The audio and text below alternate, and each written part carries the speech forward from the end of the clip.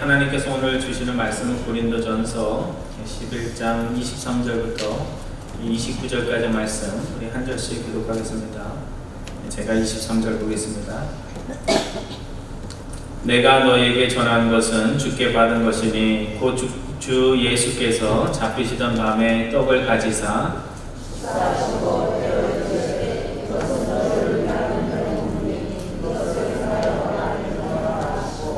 식후에 또한 그와 같이 잔을 가지시고 이르시되 이 잔은 내 피로 세운 새 언약이니 이것을 행하여 마실 때마다 나를 기념하라 하셨으니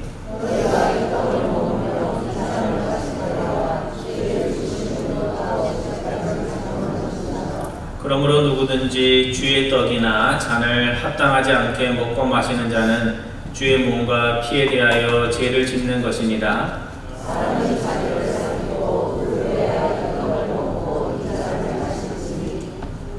예, 29절 말씀 같이 보겠습니다. 주의 몸을 분별하지 못하고 먹고 마시는 자는 자기의 죄를 먹고 마시는 것이니라. 아멘. 예, 오늘은 세계 성찬 주일 맞아서 성찬에 대한 말씀을 전하고자 합니다. 여러분이 잘 아는 우리 젊은이들 잘 알 텐데요. 비틀즈의 한 멤버였던 존 레논의 팝송 가운데 Imagine 상상해 보세요라는 그런 팝송이 있습니다. 뭐 많은 분들 아시는 노래인데요.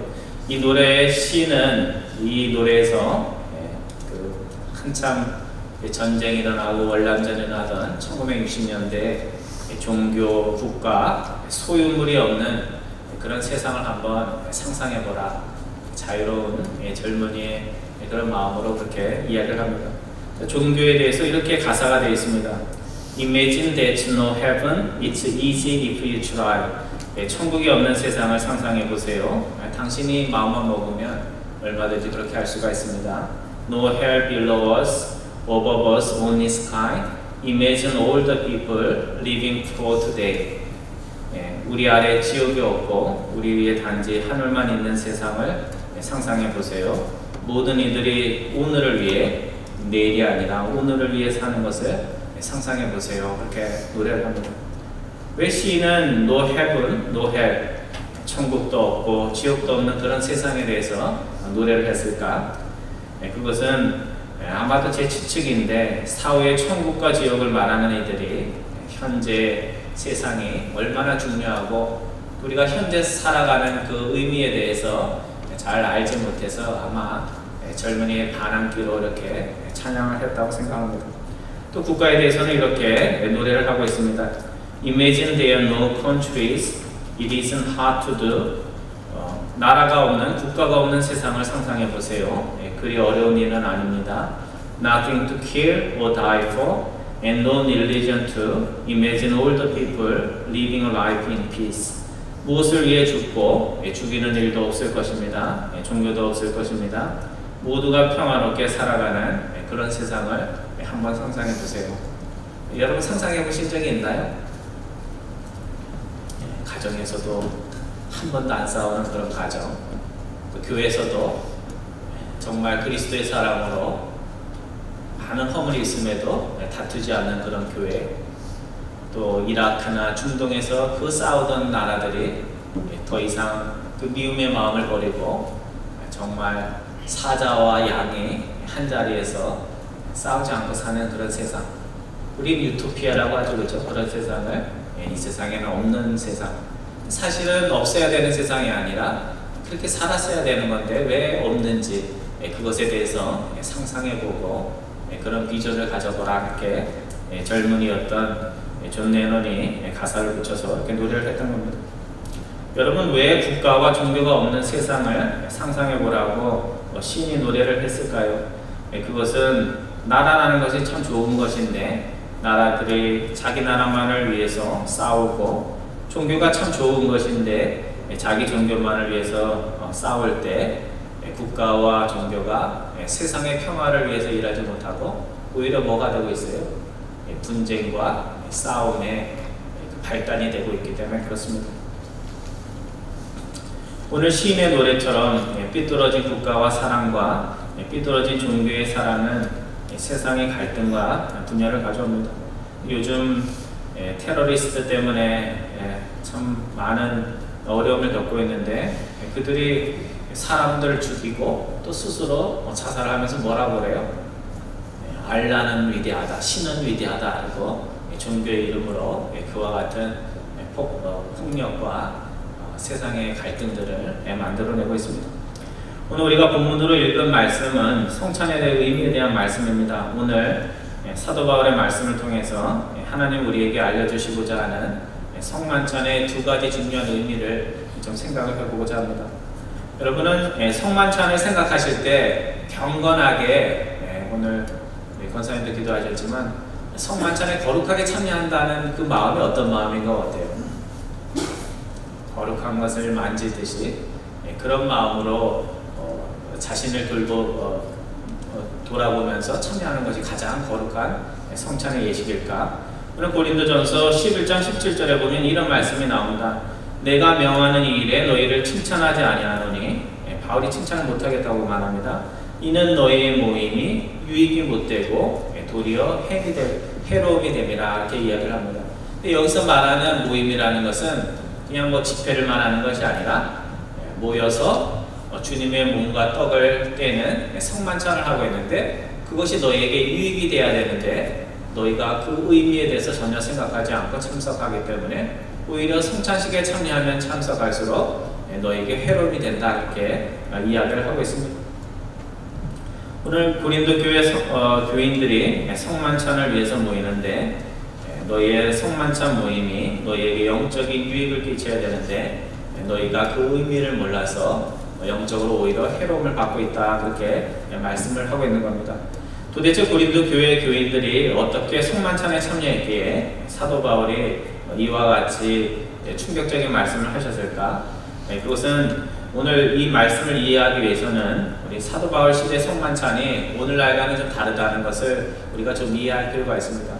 오늘날에는 이렇게 큰 100명, 200명 모일 수 있는 한 곳에서 모여서 예배를 드리면서 성만찬을 드렸지만, 예전에는 어디에서 모였어요? 큰 교회가 아니라 좀 집이 크다는 사람들, 부잣집에서 모여서 20명, 많으면 20, 30명 정도 모여서 성찬을 하게 됐습니다. 그런데 예배 중에 우리 간단하게 이렇게 의식으로서 성만찬을 한 것이 아니라 식사를 가져와서, 각자가 식사를 가져와서 식사를 하면서 어떤 사람은 많이 좋은 걸 싸워가지고 배부른 다음에 성만찬에 참석을 하고, 늦게까지 일하고 도시락도 못 싸온 사람들은 그걸 먹지도 못해서 배가 쩔쩔 소리가 나면서 성만찬에 참석을 하게 된 겁니다. 그래서 고린도전서 11장 21절에 보면 어떤 이는 먹을 때 각각 자기의 만찬을 먼저 갖다 먹으므로 어떤 이는 시장하고 어떤 이는 취합니다. 포도주 많이 갖고 온 사람들은 취해가지고 성만찬에서 참석을 하고, 어떤 이는 먹을 것도 못 먹고 배고픈 배로 성만찬을 참석을 하니까, 성만찬을 하면서 그리스도 안에서 모든 우리의 차별과 구별과 그런 세상적인 것들이 다 사라져야 되는데, 성만찬에 참여하면서도 어떤 사람들은 좋은 데서 이렇게 빵과 떡을 떼고 있고, 또 어떤 사람들은 마당에 서가지고 추운 날씨에 벌벌 떨면서 성만찬에 참여하게 되었다는 겁니다. 여러분, 성만찬이 의미하는 바가 무엇입니까? 오늘 우리가 떡 하나와 포도주 한 잔에 모두 참여를 하는 것은 이제 세상이 만들어 놓은 모든 구별과 차별이 있는 옛 세상의 공동체로부터 이제 그리스도의 사랑으로 세상의 모든 차별과 구별들을 깨뜨리는 정말 종말에나 이루어질 그런 공동체에 우리가 소속이 되었다는 그런 의미가 있습니다. 그리스도의 한 몸이 되어서 새 언약의 공동체로 정말 지금까지와는 다른 그런 삶을 살게 됐다는 겁니다. 근데 어떤 이는 배가 부르고 술이 취해서 성만찬에 참여하고, 어떤 이들은 배고픈 상태에서 성찬에 참여하니까 배고픈 이들의 입장에서 보면 성만찬에 참여하면서 그리스도 안에서 하나 됐다는 게 느껴질까요? 안 느껴지겠죠, 그렇죠? 세상에서도 차별받는데 이 교회 왔더니 이 교회도 나를 차별하네 하면서 섭섭한 마음으로 성찬에 참여할 수가 있었던 겁니다. 그래서 그들은 성찬식에 참여할 때도 여전히 세상적 기준에서 차별받고 구별되는 것을 느끼면서 새로운 공동체 안에서도 새로운 공동체다운 그런 훈훈함과 사랑, 따뜻함을 느끼지 못했던 겁니다. 그래서 어떤 이들은 좋은 그 거실에서 식사를 하고, 또 어떤 사람들은 찬바람이 부는 바깥에서 식사를 하면서 그런 소외된 마음들이 하나가 되지 못했던 것입니다. 그러니 그리스도 안에서 한 몸이라는 것을 느껴야 할 성찬의 그 귀한 시간에 세상에서 느꼈던 그런 섭섭함과 서러움들이 교회 안에서도 그대로 느껴졌던 겁니다. 그래서 사도 바울은 오늘 본문 27절에서 다음과 같이 말씀을 합니다. 그러므로 누구든지 주의 떡이나 잔을 합당치 않게 먹고 마시는 자는 뭐라고 나와 있어요? 주의 몸과 피를 범하는 죄가 있느니라. 예수님을 십자가로 내몬 로마 군병들과 같은 그와 똑같은 죄를 범하는 것이다, 이렇게 이야기를 하고 있습니다. 오늘 우리는 주의 떡이나 잔을 합당치 않게 먹게 마시는 것을 보통은 어떻게 생각하냐면, 성찬식에 참여하면서 떡을 쩝쩝거리면서 소리나게 먹거나 포도주를 평소에 물 마시듯이 마시는 거, 이런 것들을 떠오르고, 또 아니면 성찬식인데 평소보다도 더 이상한 복장을 하고 와서 슬리퍼를 절절, 아이들 중에 그런 애들 많잖아요. 질질 끌고 와가지고 성찬식에 참여하는 거. 이렇게 성찬식에 참여해서 불경건하게 이렇게 참여하면 어떻게, 이렇게 그런 것들을 생각하지만, 오늘 사도 바울이 마음에 두고 있는 의미는 주님의 한 몸과 떡에 참여하였다는 그 의미의 하나됨의 의미를 알지 못하고 성찬에 참여하는 것을 꾸짖고 있는 겁니다. 우리가 그리스도의 안에서 한 몸이 되었다는 것을 알지 못하고 우리가 용서하고 받아들여야 할 이들을 품지 못한 채 아직도 내 마음에 미움과 시기와 차별의 마음을 가지고 성찬에 참여하는 것에 대해서 말씀을 하고 있는 겁니다. 너희가 성찬식에 참여한다면 성찬에 참여할 만한 그런 새로운 마음으로 참여해야 되는데 너희가 그렇지 못하다, 이렇게 이야기를 하고 있는 겁니다. 오늘 개신교 교회는 말씀을 강조합니다. 그러니까 말씀을 강조하다 보니까 교회를 뭐 하는 곳이라고 생각을 해요? 말씀이 중요하니까 교회 뭐 하러 오는 거예요? 점심 먹으러 오는 거 아니죠, 그죠? 점심 먹으러 오는 보너스고, 점심은 보너스고, 말씀을 듣기 오는 겁니다. 하지만 교회는 말씀 듣기 위해서 여러 사람이 앉아야 되니까 의자를 이렇게 만들어 놓은 것이 아니라, 또 근본적인 의미로 보면 교회는 그리스도께서 자신의 몸을 찢고 피를 흘리셔서 구약의 언약을 넘어서는 새로운 언약의 공동체를 우리 안에 만들어 주신 겁니다. 그래서 세상의 편견과 차별과 이상한 생각들로 왔던 우리들이 그리스도 안에서 그리스도께서 보여주신 그 희생의 사랑을 통하여 이제는 세상적인 차별과 구별들을 다 내려놓고 그리스도 안에서 어떻게 된 거예요? 몸은 떨어져 있지만 영적으로나 마음으로는 하나가 된 겁니다. 교회라는 것은 하나라는 의미가 있는 겁니다. 오늘 우리가 성찬식을 할 때 몸을 깨끗이 씻고 새 옷을 입고 오듯이 오늘 우리가 하나 더 해야 될 것이 있는데, 그것은 우리의 세상적인 마음들이 주님의 복음의 마음으로 새 옷을 입고 성찬에 참여할 수가 있어야 됩니다.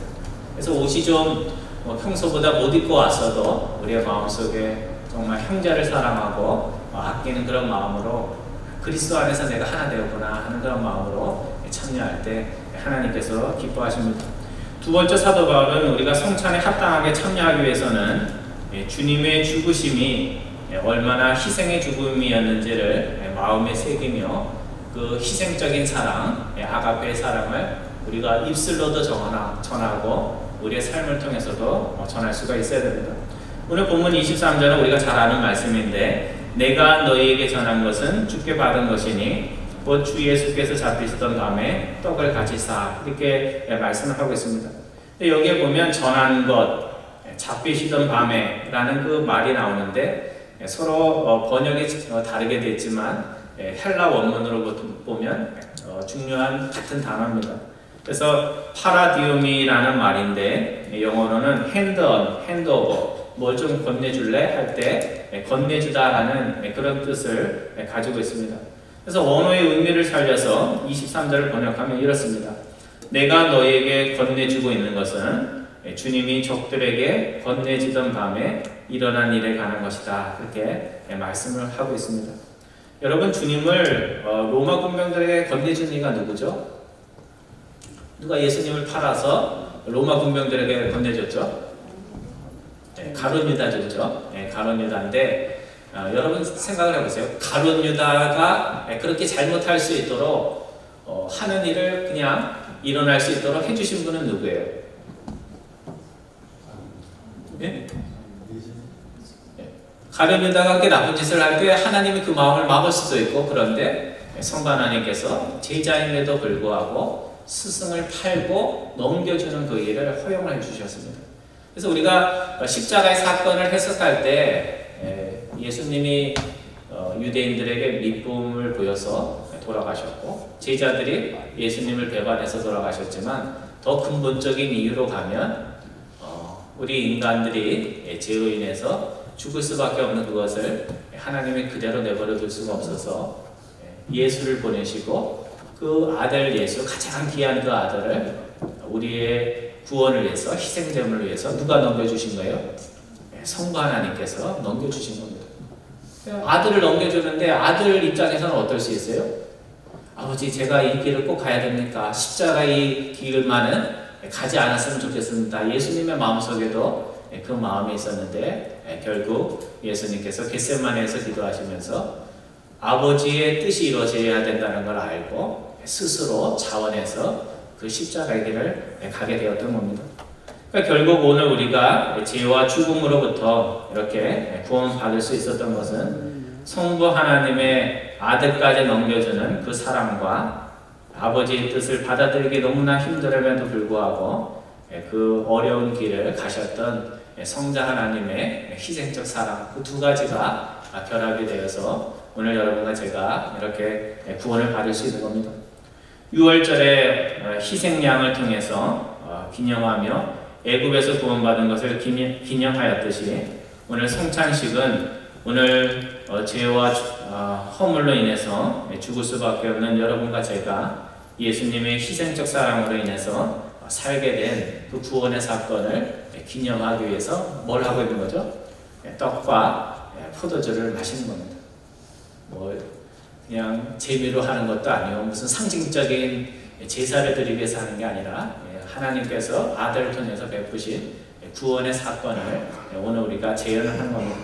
이런 이야기가 있습니다. 노르웨이의 어떤 시골 마을에 교회 종탑에 특이하게도 어린 양의 조각상이 세워진 교회가 있었습니다. 근데 그 어린 양을 그렇게 조각상을 한 거는 그냥 보기 좋으라고 한 것이 아니라 나름대로 사연이 있어서 그 어린 양의 조각상을 만들었다고 합니다. 이 교회는 가난한 교회여서 건축회사에 의뢰하지 못하고 교인들이 교회당을 지으면서 손수 나와서 시간을 내서 그렇게 교회를 지었다고 합니다. 자기를 있는 교인들로서 정말 힘든 일이었지만, 또 본인들이 예배드릴 예배 초소를 위해서 즐거운 마음으로 그렇게 예배당을 짓게 됐습니다. 그런데 마무리 작업을 하던 중에 교회 높은 종탑을 세우던 중 한 사람이 일하다가 그 높은 곳에서 떨어지게 됐습니다. 좋은 일 하다가 교인이 떨어졌으니까 어떻게 됐을까요?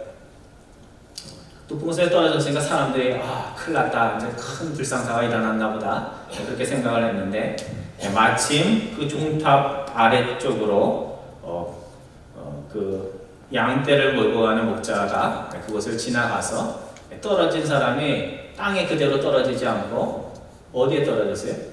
양 위에 떨어져 가지고 양들이 다치고 그 중에 한 마리 양이 죽었는데 교인들은 그 떨어진 교인은 죽은 그 양 한 마리 때문에 살게 됐습니다. 사람들이 그 사건을 겪고 나서 예수님이 나를 위해서 죽으셨다는 그 의미가 어떤 의미인지를 깨닫게 되고, 그것에 대해서 너무 감사해서 양조각의 상을 그 종탑에다가 새겨 놓았다고 합니다.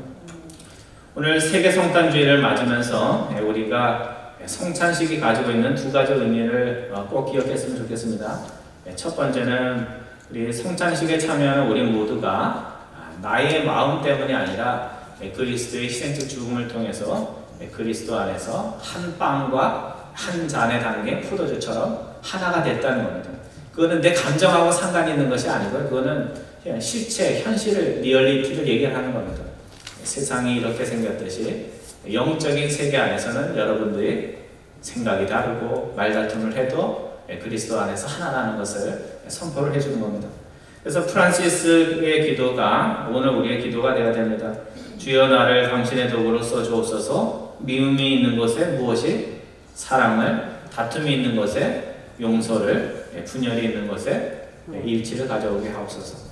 오늘 우리가 이런 일들을 해야지 정말 성찬에 참여할 만한 사람이 된다는 겁니다.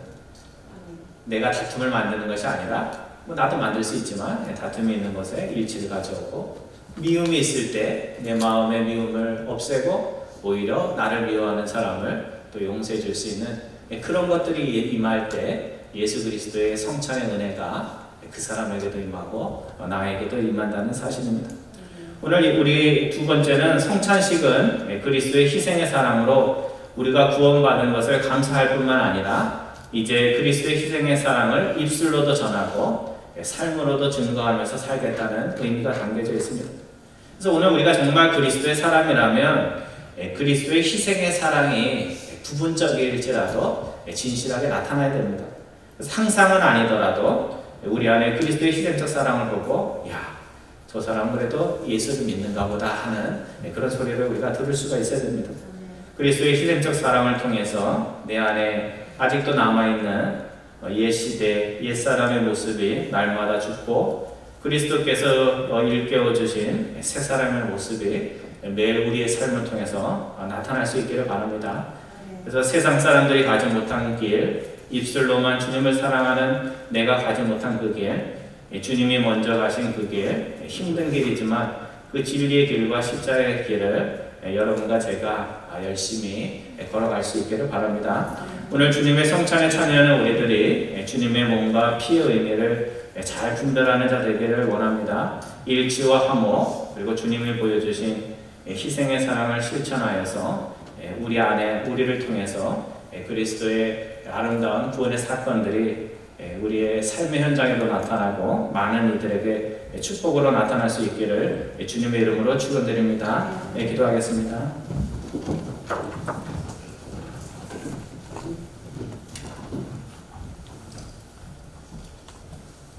사랑의 하나님, 주의 몸을 분별하여 주님의 몸과 피에 참여하는 저희들 다 될 수 있도록 인도하여 주옵소서. 일치와 한복의 마음으로 그리고 희생적 사랑으로 주님의 몸과 피에 참여하기에 조금도 부족함 없는 저희 모두 될 수 있도록 인도하여 주옵소서. 감사드리오며 예수님의 이름으로 기도드리옵나이다. 아멘.